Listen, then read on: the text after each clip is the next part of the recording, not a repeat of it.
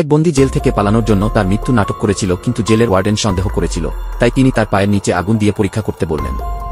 যখন বন্দীর কোনো প্রতিক্রিয়া দিল না, তখন ওয়ার্ডেন তাকে সত্যি মরা মনে করে তার লোকদের বললেন যে মৃতদেহটিকে কাফনে মোড়ানো হোক, এবং এরপর তারা খেতে চলে গেল। যখন প্রহরীরা চলে গেল, বন্দী বডি ব্যাগ চিরে ফেলেন এবং তিনি দেখলেন তার সঙ্গী, যে 8 বছর ধরে তার সাথে জেলে ছিল, এখন মারা গেছে। এটি দেখে তিনি খুব দুঃখিত হলেন, কিন্তু তাতেই তার মাথায় একটি সাহসী পরিকল্পনা এলো। তিনি দ্রুত মৃতদেহটিকে নিজের কোঠায় টেনে নিয়ে গেলেন এবং তাকে নিজের বিছানায় শোয়ালেন। এরপর তিনি তার চুল কেটে ফেললেন এবং তাকে নিজের মতো করে বানিয়ে ফেললেন।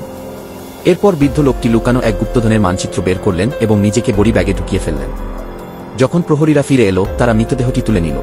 তারা সরাসরি মৃতদেহটি সমুদ্রে ফেলে দিল। সমুদ্রে পড়ার পর বন্দী ছুরির সাহায্যে ব্যাগটি কাটলেন এবং বাইরে বের হয়ে এলেন। তিনি জলরেখার দিকে সাঁতরাতে শুরু করলেন। 14 বছর পর অবশেষে তিনি জেল থেকে পালাতে সক্ষম হলেন। এর মধ্যে জেলে যখন প্রহরী বন্দীকে খাবার দিতে গেল, তখন তিনি দেখলেন যে তিনি কোনো নড়াচড়া করছেন না। যখন তিনি কাছে গেলেন, তখন বিছানায় শোয়া মানুষটি আসলে সেই মৃতদেহ ছিল।